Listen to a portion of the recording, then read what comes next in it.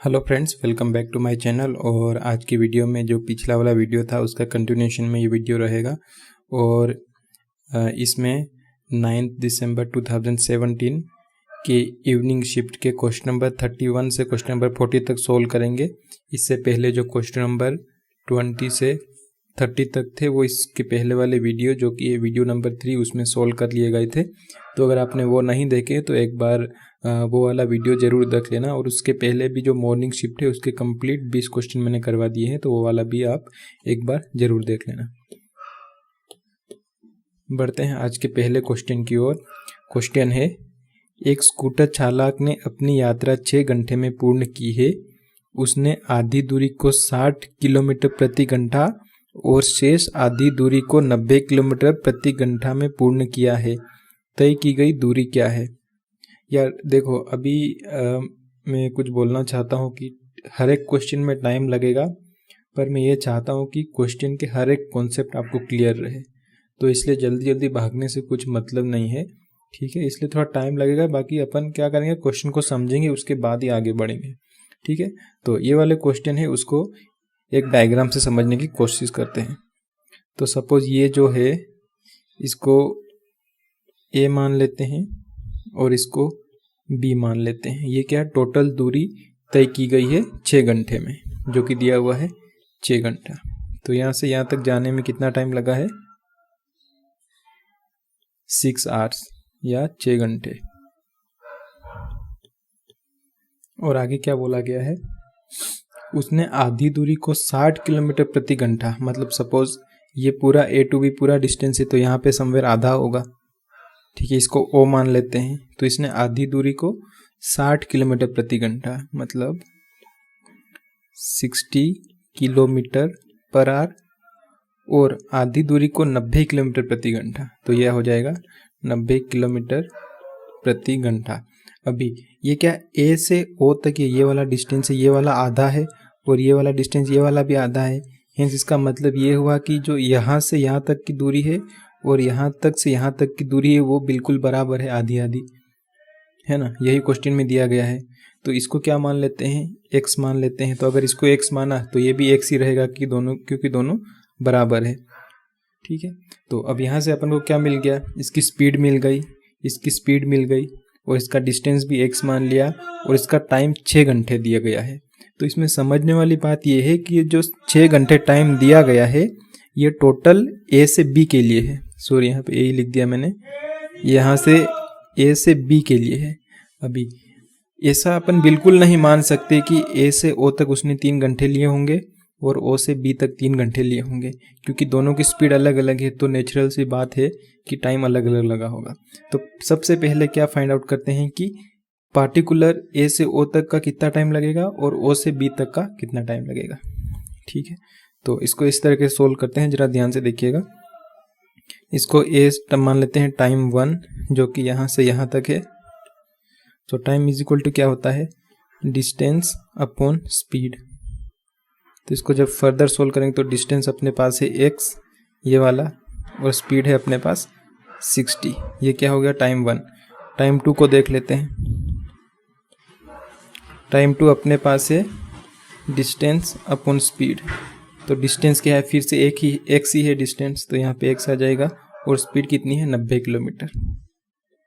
अभी total time कितना होगा, अगर अपन को टोटल टाइम फाइंड आउट करना है तो मतलब इनको जोड़ना पड़ेगा, टाइम 1 और टाइम 2 को जोड़ना पड़ेगा।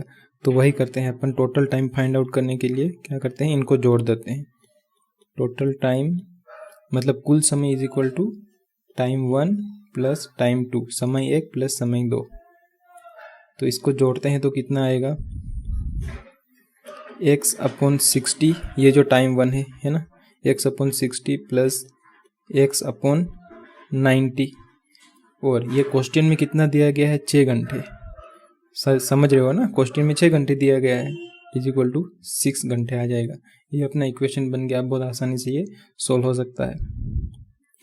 तो ये इसका एलसीएम आ जाएगा 180 और ये हो जाएगा 3x और वो हो जाएगा 2x इज इक्वल टू 6। जब इसको फर्दर सोल्व करेंगे इधर तो ये हो जाएगा 5x upon 180 is equal to 6।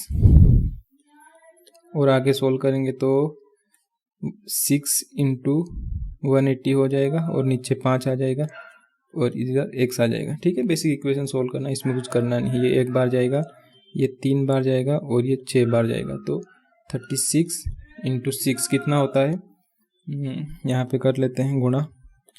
6 6 ज़ा 36, 6 3 ज़ा 18, 18 और 3 21, सो 216।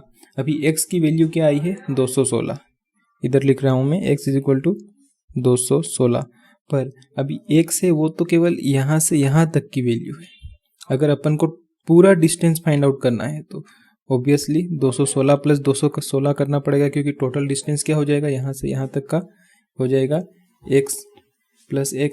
ठीक है, समझ रहे हो ना। और यही पूछा गया है कि कुल दूरी क्या है, दूरी फाइंड आउट करना है, डिस्टेंस ही फाइंड आउट करना है। तो x इज इक्वल टू क्या हो जाएगा, सो 2x इज इक्वल टू क्या हो जाएगा, 216 और 216 432। तो ये वाला डी अपना आंसर हो जाएगा। ठीक है, आई होप आपको समझ में आया होगा। थोड़ा लंबा क्वेश्चन था और इसको फॉर्मूला से भी सोल्व कर सकते हैं, पर मैंने वो सोल्व नहीं किया क्योंकि मैं चाहता हूँ कि बिना फॉर्मूला के सोल्व करना बेहतर रहेगा किसी भी क्वेश्चन को, क्योंकि अलग से फार्मूला याद करना थोड़ा हमेशा डिफ़िकल्ट हो जाता है। ठीक है, इसलिए ये वाली मेथड बेहतर है थोड़ी। बढ़ते हैं दूसरे क्वेश्चन की ओर। क्वेश्चन है, my cousin is twice my age, if the difference between our ages is 20 years then what is my age. मेरा चचेरा भाई मेरी आयु का 2 गुना है, यदि हमारी आयु के मध्य 20 वर्ष का अंतर है तो मेरी आयु क्या है। तो बहुत ही आसान क्वेश्चन है, सोल्व करते हैं इसको हिंदी में। जैसे मेरा चचेरा भाई मेरी आयु का 2 गुना है, तो मेरी आयु क्या मान लेता हूँ मैं, मेरी आयु इज इक्वल टू x। तो चचेरे भाई की आयु की क्या हो जाएगी, कजिन की आयु क्या हो जाएगी, 2x, क्योंकि जो चचेरा भाई है वो मेरी आयु का 2 गुना है। ठीक है, यदि हमारी आयु के मध्य 20 वर्ष का अंतर है, मतलब जो डिफरेंस है मेरी आयु और मेरे कजिन की आयु में जो क्वेश्चन में दिया गया है वो है 20 वर्ष। तो obviously 2x minus x is equal to 20 का इक्वेशन बनेगा, क्योंकि हमेशा बड़ी संख्या में से ही छोटी संख्या माइनस की जाती है। तो 2x minus x is equal to 20 को सोल्व करेंगे तो 2x minus 1x is equal to 20। तो यहाँ से x आ जाएगा इज इक्वल टू 20। तो x क्या है, 20। तो आंसर क्या आ जाएगा, b। मेरी आयु क्या होगी, 20 साल। बढ़ते हैं अगले क्वेश्चन की ओर। क्वेश्चन है, a एक कार्य को 16 दिन में तथा b 20 दिन में पूर्ण कर लेते हैं। दोनों साथ मिलकर 4 दिनों के लिए कार्य करते हैं, फिर अचानक a छोड़ देता है, तब कार्य को पूर्ण करने के लिए b को और कितने अधिक दिन कार्य करना होगा। तो बहुत ही अच्छा क्वेश्चन है और बहुत ही आसान क्वेश्चन है। यहाँ पे 2 लोग हैं, a और b। तो कुछ कार्य है उसको a 16 दिन में कंप्लीट कर लेता है और b 20 दिन में कंप्लीट कर लेता है। तो अगर इनका एलसीएम लेंगे तो टोटल वर्क आ जाएगा, और इनका एलसीएम कितना हो जाएगा, 80 है ना। आप फाइंड आउट कर सकते हो, बहुत ही आसान है। तो ये जो 80 आएगा ये कुल कार्य है, ये कुल कार्य अपन को मिल गया 80। अभी इनका 1 दिन का कार्य निकालना है अपन को। 1 दिन का कार्य, ए का 1 दिन का कार्य क्या होगा और बी का 1 दिन का कार्य क्या होगा। तो ए का 1 दिन का कार्य फाइंड आउट करने के लिए कुछ नहीं करना, 16 को 80 से भाग दे देंगे तो आंसर आ जाएगा 5। और बी का 1 दिन का कार्य फाइंड आउट करने के लिए 20 को 80 से भाग दे देंगे तो आंसर ऊपर जी, तो आ जाएगा आंसर अपना 4, राइट। 20 डिवाइडेड बाई 80 आंसर 4 आएगा। अभी ए 1 दिन में 5 यूनिट काम करता है और बी 1 दिन में 4 यूनिट काम करता है। दोनों मिलकर 1 दिन में कितना काम करेंगे, 9 यूनिट या 9 मान लो, इसको यूनिट नहीं लिखना हो तो कोई ज़रूरी नहीं है। अभी दोनों मिलकर 1 दिन में 9 यूनिट काम करते हैं और 4 दिन दोनों ने मिल के काम किया, तो 9 गुणित 4 कितना हो जाएगा, 36। तो जो ये 36 यूनिट कार्य है, 80 में से 36 काम जो है वो दोनों ने मिल के काम किया, तो कितना काम बचेगा, 80 माइनस 36, तो 44 अभी भी बचा है। और क्वेश्चन में आगे क्या दिया गया है, फिर ए छोड़ देता है और बाकी काम बी अकेले को करना पड़ता है तो बी कितने दिन अधिक लेगा। ठीक है, तो बेसिकली फाइंड आउट करना है कि ये 44 यूनिट का काम है वो बी और कितने दिन में करेगा। तो सिंपल सी बात है, 4 से विभाजित कर देंगे तो आंसर आ जाएगा 11, क्योंकि बी एक दिन में 4 यूनिट काम करता है तो बी को और 11 दिन लगेंगे यह काम कंप्लीट करने में। बढ़ते हैं अगले क्वेश्चन की ओर। क्वेश्चन है 8 men can dig a trench in 20 days. How many men can dig it in 15 days? 48 पुरुष एक खाई को 20 दिन में खोद सकते हैं, 15 दिनों में इसे कितने पुरुष खोद सकते हैं। अब इस प्रकार के क्वेश्चन बहुत ही आसान रहते हैं। बेसिकली एक मेथड है जिसको chain rule I think so भी बोलते हैं, जिसमें क्या होता है एक फॉर्मूला रहता है, वो मैं आपको बता देता हूँ अभी। M1 गुणित D1 गुणित H1 भागित W1 is equal to M2 गुणित D2 गुणित H1 गुणित W2। अभी यहाँ पे M क्या शो करता है, M क्या दर्शाता है, आदमी। D क्या दर्शाता है, दिन। और H क्या दर्शाता है, घंटे। और W क्या दर्शाएगा, काम किया हुआ। अभी कभी कभी क्या होता है, ये W की जगह पे पैसे भी दिए रहते हैं कि इतने दिन काम करने को इसको इतने पैसे मिलते हैं। जो पैसे मिलते हैं वो भी वर्क में आएंगे। ठीक है, ये बात थोड़ी ध्यान रखनी। बाकी यहाँ पे वो लॉजिक अप्लाई होगी नहीं, क्योंकि यहाँ पे ऐसा कुछ दिया हुआ है नहीं इस क्वेश्चन में। तो क्या करते हैं, डायरेक्टली वैल्यू पुट कर देते हैं। फर्स्ट इक्वेशन में क्या है, 48 मैन, ठीक है, 48 पुरुष एक खाई को 20 दिन में खोद सकते हैं। मतलब एम की जगह क्या आ जाएगा, 48, और दिन में 20 दिन आ जाएगा। घंटे दिए हुआ नहीं है, काम भी दिया हुआ नहीं है। और पूछा गया है how many man can dig it in 15 days. तो यहाँ पे जो M2 की वैल्यू है उसको M2 ही रहने देते हैं। एक काम करते हैं, इसको x मान लेते हैं ताकि आपको कन्फ्यूजन नहीं होगा। तो यहाँ पे x मान लेते हैं, और कितने दिन में, 15 दिन। तो 15 दिन में ये काम को मतलब ये एक खाई को खोदने में कितने आदमी लगेंगे अगर 15 दिन में उनको करना हो। तो ये क्वेश्चन में पूछा गया है। तो अब बहुत ही आसान है, इसको आप सोल्व कर लो। 48 गुणित 20 भागित 15 इज इक्वल टू x। तो ये 3 बार जाएगा, ये 4 बार जाएगा, ये 1 बार जाएगा, 1 6 16 गुणित 4 कितना होता है, 32 32 64। तो इसका आंसर आ जाएगा 64। तो ये बहुत ही आसान क्वेश्चन है। बेसिकली आपको ये फॉर्मूला याद रखना है, ठीक है, तो आसानी से सोल्व हो जाएगा। बढ़ते हैं अगले क्वेश्चन की ओर। क्वेश्चन है विवाह के समय एक पति और पत्नी की औसत आयु 24 वर्ष थी। 7 वर्षों के पश्चात पति पत्नी और पुत्र की औसत आयु 22 वर्ष है। इस समय पुत्र की आयु क्या है। मतलब जो 7 वर्षों के पश्चात की बात हो रही है वो फिलहाल या वर्तमान की बात हो रही है, ठीक है।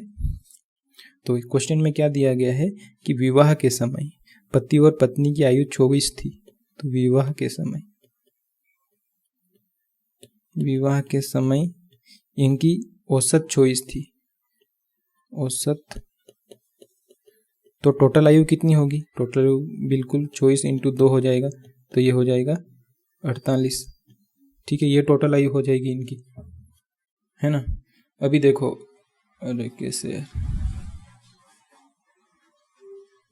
अभी क्या है कि क्वेश्चन में यहाँ पे इंग्लिश में 25 दिया हुआ है और हिंदी में 24 दिया हुआ है। तो आंसर तो ऑब्वियसली डिफरेंट होगा।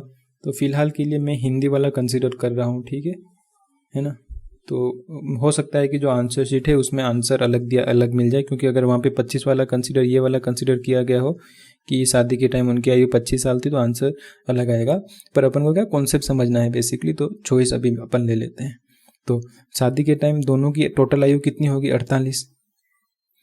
और 7 वर्षों के पश्चात पति और पत्नी की आयु कितनी होगी, 7 वर्ष बाद पति और पत्नी की, पति प्लस पत्नी कितनी आयु होगी, 48। तो 7 वर्ष पहले थी, प्लस 7 पति की जुड़ जाएगी, 7 पत्नी की जुड़ जाएगी।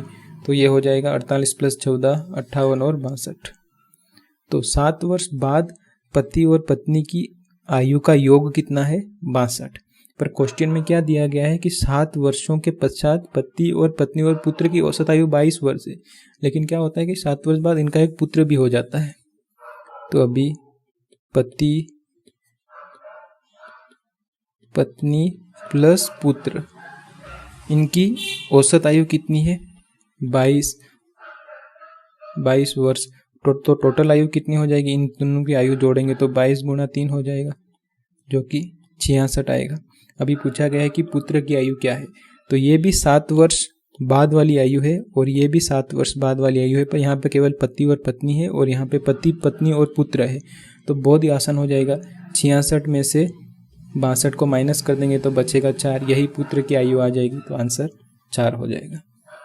आई होप आपको समझ में आया होगा। सेम टाइप का क्वेश्चन फर्स्ट शिफ्ट में भी सोल्व किया था, तो ज़रूर क्वेश्चन रिपीट होते हैं पटवारी एग्जाम में, तो आप प्रीवियस ईयर क्वेश्चन से आपको बहुत सारा हेल्प मिल सकता है। बढ़ते हैं अगले क्वेश्चन की ओर। क्वेश्चन है, पीतल की एक कृति में जस्ता एवं तांबा का अनुपात क्रमशः 4:5 है। इसी प्रकार 180 किलोग्राम की एक कृति में जस्ता की मात्रा क्या होगी। तो एक टब है, ये मान लेते हैं एक बाल्टी है ना, इसमें क्या है,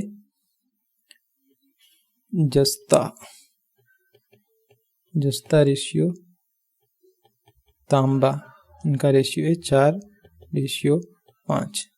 तो टोटल कितना होगा इस कंटेनर में, दोनों की जस्ता और तांबा की मिलकर क्वांटिटी कितनी हो जाएगी, 4 + 5 = 9।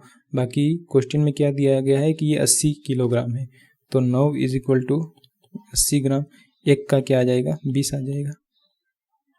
अभी क्या पूछा गया है कि इसी पर 100 किलोग्राम में जस्ता की मात्रा क्या होगी, मतलब 4 का क्या मान होगा। तो बहुत ही आसान है, अगर 1 = 20 तो 4 = 80 हो जाएगा, ये वाला इसका आंसर आ जाएगा। इससे सिंपल क्वेश्चन कोई हो नहीं सकता है, बहुत ही सिंपल है।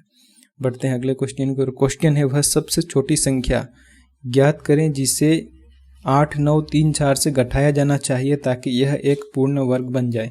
देखो अभी इस प्रकार के क्वेश्चन को है ना लॉन्ग डिवीजन मेथड से आसानी से सोल्व किया जा सकता है, पर अगर आप मतलब बेसिक लॉजिक भी लगाना चाहते हो तो उस तरीके से भी कर सकते हो। मैं बताऊं कैसे।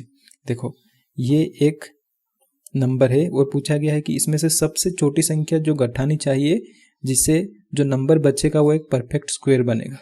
तो आप अनुमान लगा सकते हो कि 100 का स्क्वायर क्या होता है, 10,000 होता है। तो इसके आसपास वाला स्क्वायर क्या होगा, या तो 95 होगा या 94 होगा, है ना। क्योंकि मैंने ये क्वेश्चन पहले देखा था तो मेरे को पता है कि ये इसका 94 सबसे पास वाला स्क्वायर रूट है। तो 94 × 94 करते हैं, तो 4 चौक 16 का 6, 9 4 जा 36 और 1 37, 9 4 जा 36 का 6, 9 9 जा 81, 81 एंड 3 84, तो 6 13 का 1 8 8।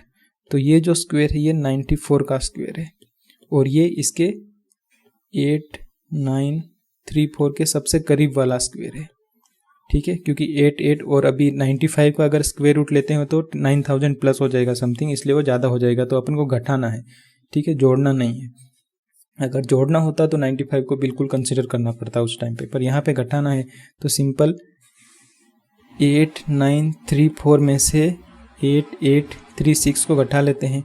तो 14 में से 4 गया तो क्या बचेगा, 14 में से 6 गया तो बचेगा 8, 12 में से 3 गया तो बचेगा 9 और 0 0 आ जाएगा। तो ये वाला इसका आंसर हो जाएगा। ये आप सोच समझ के इसको इस तरीके से सोल्व कर सकते हो, लेकिन मैं आपको लॉन्ग डिवीजन मेथड भी बता देता हूँ। तो लॉन्ग डिवीजन मेथड में बेसिकली क्या होता है कि अपन को 2 2 के ग्रुप बनाने पड़ते हैं और जो रिमाइंडर बचेगा वो माइनस करेंगे तो परफेक्ट स्क्वायर आ जाएगा। इसको कुछ इस तरीके से सोल्व करते हैं। अभी ये ऐसा नंबर लेना है यहाँ पे जिसका स्क्वायर रूट 89 या 89 से कम होगा। तो 9 का स्क्वायर कितना होता है, 81, ठीक है, 9 टाइम्स। तो यहाँ पे 9 फिर जुड़ जाएगा तो यहाँ पे 18 हो जाएगा और यहाँ से माइनस करना पड़ेगा तो कितना बचेगा, 8 बचेगा। और ये दोनों संख्या नीचे लानी पड़ती है एक साथ, तो यहाँ पे 34 आ जाएगा। अभी यहाँ पे कोई ऐसी संख्या लेनी है जैसे अगर यहाँ पे 4 लेंगे तो 184 को 4 से गुणा करना पड़ेगा। तो ये इससे 837 से कम होना चाहिए, उससे ज़्यादा नहीं होना चाहिए। क्योंकि अपन को आंसर पता है, तो सॉरी यहाँ पे मैंने गलत टिक कर दिया, 98 नहीं आएगा, 94 इसका आंसर आएगा, है ना। क्योंकि अपन को आंसर पता है कि 94 है तो इसलिए अपन डायरेक्टली इसको 4 से गुणा कर लेते हैं यहाँ पे। तो 184 × 4, 4 चौक 16, 1 4 8 जा 32 एंड 33, 4 1 जा 4 और 3 7, तो 736 है ना। अभी ये क्या हो, इसको इधर ऐसा हो जाएगा, पर ये अपन को ज़रूरत नहीं, पर फिर भी मैं आपको बता देता हूँ। यहाँ से ये माइनस होगा तो 14 में से 6 गया तो कितना बचेगा 8, और 12 में से 3 गया तो 9 है ना, 900। ठीक है, तो ये जो 58 है ये रिमाइंडर है। ठीक है, यहाँ पे मैंने गलत कर दिया, आंसर वही आता है, सी वाला ही आंसर आएगा, है ना। तो ये रिमाइंडर है। अगर ये 58 इस नंबर में से घटा देंगे, 8 9 3 4 में से 58 घटा देंगे तो ये एक परफेक्ट स्क्वायर बन जाएगा 94 का। ठीक है, आई होप आपको समझ में आया होगा। जो रिमाइंडर बचता है ना वो घटाना पड़ता है ताकि एक परफेक्ट स्क्वायर बन जाता है। पर इस मेथड से अच्छा यह है कि आप बेसिकली गुणा करके देख लो कि कौन सा नंबर इसके पास में है, फिर उसमें से वो वाला नंबर घटा दोगे तो आपको आसानी से आंसर मिल जाएगा। ठीक है, और इसका आंसर 98 है। ठीक है, मैंने वो कन्फ्यूजन में 94 कर दिया था, उसके लिए थोड़ा माफ़ी चाहूँगा, है ना। बढ़ते हैं अगले क्वेश्चन की ओर। क्वेश्चन है, यदि x/5 और 9/15 समतुल्य है तो x का मान क्या होता है। अब इससे आसान क्वेश्चन और क्या हो सकता है। ऐसे क्वेश्चन भी पूछे जाते हैं, तो आप ऐसा ना सोचिए बिल्कुल कि पटवार में बहुत हार्ड क्वेश्चन पूछे जाते हैं। समतुल्य मतलब बराबर, बेसिक इक्वेशन है, इसको सोल्व कर दो और क्या करना है। 15 गुणित x इज इक्वल टू 5 गुणित 9/15 आ जाएगा, है ना। 15 उधर चला जाएगा तो यहाँ से 3 1 1 जा 3 जा, तो 3 है वो इसका आंसर आ जाएगा। बढ़ते हैं आज के सेकंड लास्ट क्वेश्चन की ओर। यदि x square is equal to 4 2 2 4 है तो निम्नलिखित में से कौन सही है। तो इक्वेशन क्या दिया गया है, x square is equal to 4 2 2 4। अभी ये वाली जो संख्या है x square is equal to 4 2 2 4, इनको x की वैल्यू पे यहाँ पे रखना है और फिर चेक करना है कि वेदर जो बोला गया है क्वेश्चन में वो जस्टिफाई हो रहा है या नहीं। तो इसको सोल्व करने के दो तरीके हैं। अब देखो यार, या तो आप 64 का स्क्वायर और 65 का स्क्वायर ले लो और उनका स्क्वायर लेने के बाद ये वाली संख्या से के साथ कंपैरिजन कर दो और फिर x की वैल्यू रख के देख लो कि कौन सा इक्वेशन सेटिस्फाई कर रहा है। या फिर दूसरा तरीका ये है कि अगर यहाँ से x की वैल्यू फाइंड आउट कर लो, 4 2 2 4 अंडर रूट में चला जाएगा और फिर अंडर रूट की वैल्यू निकालने के लिए आपको फिर उसी तरीके से वो वाली जो लॉन्ग डिवीजन मेथड है वो फॉलो करना पड़ेगा, जैसे मैंने आपको सिखाया था, बताया था अभी, है ना। यहाँ से क्या करते हैं कि ऐसा नंबर लेते हैं जिसका स्क्वायर 42 से कम रहेगा, तो 36 6 टाइम, और यहाँ पे 6 जुड़ जाएगा तो यहाँ से 12 आ जाएगा और बचेगा कितना 8। ऊपर से दोनों नंबर एक साथ आएंगे, बच्चे ओके 24। यहाँ पे ऐसी संख्या लेना है जो, जैसे यहाँ पे अगर 4 लेते हैं तो 124 गुणित 4 करते हैं ना, तो इसका वैल्यू 824 से कम आना चाहिए। तो 125 का गुणा करेंगे तो 824 से ज़्यादा आएगा, 825 आ जाएगा वो, है ना, एक नंबर ज़्यादा, तो इसलिए 824 ही 124 को 4 से गुणा करना पड़ेगा। तो 4 चौक 16, हासिल लगा 1, 4 दूनी 8, 9, 4 एकम 4। 1 सेकेंड गाइस,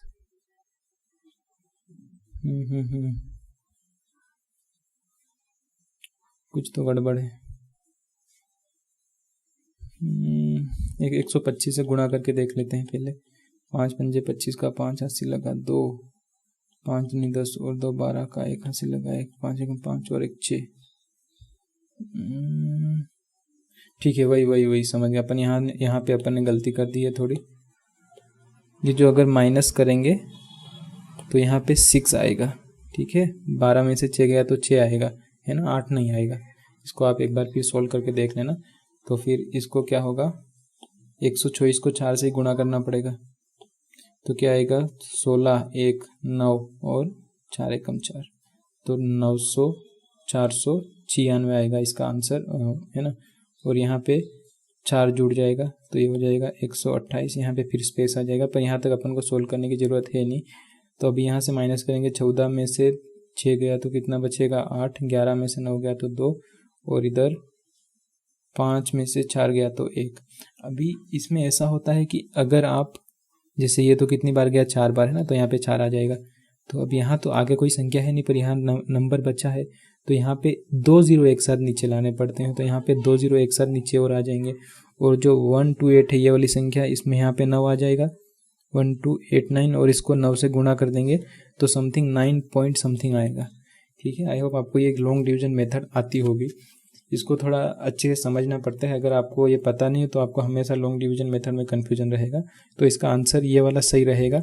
जो भी वैल्यू आएगी, जैसे वैल्यू क्या आ रही है अभी 64.9, तो 64.9 की वैल्यू अगर अपन यहाँ x की जगह रखते हैं तो बिल्कुल सेटिस्फाई कर जाएगी। 64.9 है ना, तो जो 64.9 है वो 64 से तो बड़ा है, यही दिया गया, ये वाले साइन का मतलब रहता है कि बड़ा, और 65 से छोटा है, ये भी बिल्कुल सही है ना। तो ये वाला सेटिस्फाई कर जाएगा, ये वाला साइन है ना। इधर की साइड बड़ा रहता है, इधर की साइड छोटा रहता है। जैसे जिस साइड मुंह खुला हुआ रहता है ये बड़ा रहता है और इधर का छोटा रहता है। तो इस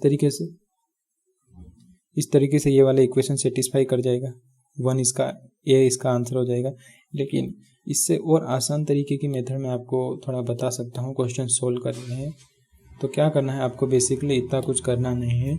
जैसे यहाँ पे x square is equal to 4 2 to 4 दिया गया है, तो आप क्या करें कि 64 का स्क्वायर निकाल लें और 65 का स्क्वायर निकाल लें। इनका स्क्वायर जो भी आएगा फिर उस हिसाब से x की वैल्यू डालकर आप कंपेयर कर लेना है ना। ये साइन की वैल्यू तो आपको पता होगी कि खुद किधर की साइड बड़ा और किधर की साइड छोटा होता है, तो वो और आसान तरीका रहेगा थोड़ा। बढ़ते हैं लास्ट क्वेश्चन की ओर। महत्तम 4 अंकीय संख्या जो कि एक पूर्ण वर्ग है।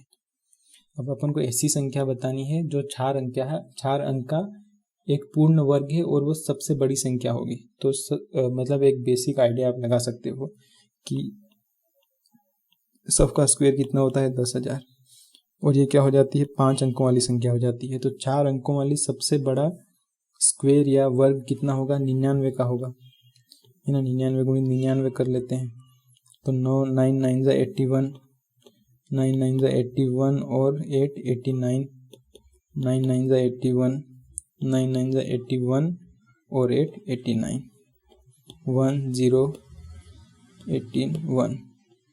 तो ये जो 9801 है ये 99 का स्क्वायर है ना। तो बेसिकली आंसर यही रहेगा इसका 9801, ये कि सबसे बड़ा 4 अंकों वाला वर्ग है ना। इसको आप ऑप्शन से भी सोल्व कर सकते हैं कि कौन सा स्क्वायर है, बाकी वो थोड़ा लंबा प्रोसेस हो जाएगा। इससे अच्छा आप देख लो कि अगर 99 का यहाँ पे नहीं होता तो आप फिर 98 का देख लेते, फिर 97 का देख लेते, उस प्रकार से आसानी से आंसर फाइंड आउट कर सकते थे। तो थैंक यू गाइस, 10 क्वेश्चन आज भी कंप्लीट कर लिए हैं अपन ने, और डेली इसी तरीके से वीडियो आते रहेंगे। तो आप चैनल को सब्सक्राइब ज़रूर कर लेना, है ना, क्योंकि मैं कोशिश करूँगा कि पूरे पटवारी के वीडियो आपको बताऊं। और थोड़ा टाइम ज़रूर लग रहा है वीडियो मतलब क्वेश्चन सोल्व करने में, क्योंकि मेरा मानना है कि मतलब क्वेश्चन भले ही सब अलग अलग क्वेश्चन हो, एक टॉपिक से नहीं पूछे गए हैं, पर अगर आप पूरी ये सीरीज़ देख लेते हो एमपी पटवारी की, तो मेरे को नहीं लगता है कि आपको अलग से कुछ पढ़ने की ज़रूरत पड़ेगी। आप क्या करना, केवल जिस प्रकार के क्वेश्चन पूछे हुए हैं उसकी और कोई ना कोई बुक से प्रैक्टिस कर लेना।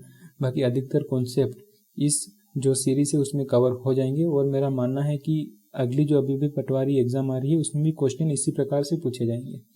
मैथ्स में ऐसा नहीं है कि कोई करंट अफेयर्स आ जाता है या कोई नया कॉन्सेप्ट आ जाता है एकदम से कि कुछ नया पूछ लिया। थोड़ी बहुत लेवल बढ़ा सकते हैं हालांकि, पर लेवल भी इसलिए नहीं बढ़ती है कि जैसे कोई लोग हैं जिन्होंने पिछली बार जिनकी एज 30-35 हो गई, उनको लगता है कि लेवल बढ़ जाए, पर वो जो बेसिस है उसकी पटवारी की बेसिस क्या है, ग्रेजुएशन है। और ग्रेजुएशन वाला बंदा कौन सी उम्र का रहता है, 22 या 23। तो क्वेश्चन अधिकतर उस लेवल के आएंगे, समझ रहे हो, है ना। तो इसलिए मेरा मानना है कि क्वेश्चन लगभग इसी लेवल के रहेंगे। तो आप बिल्कुल अच्छे से देखिए और चैनल को सब्सक्राइब करना ना भूलिए। मैंने देखा कि लोग वीडियो देख रहे हैं पर सब्सक्राइब नहीं कर रहे हैं, तो प्लीज़ थोड़ा मोटिवेशन मिलता है, इसलिए सब्सक्राइब जरूर कर लें।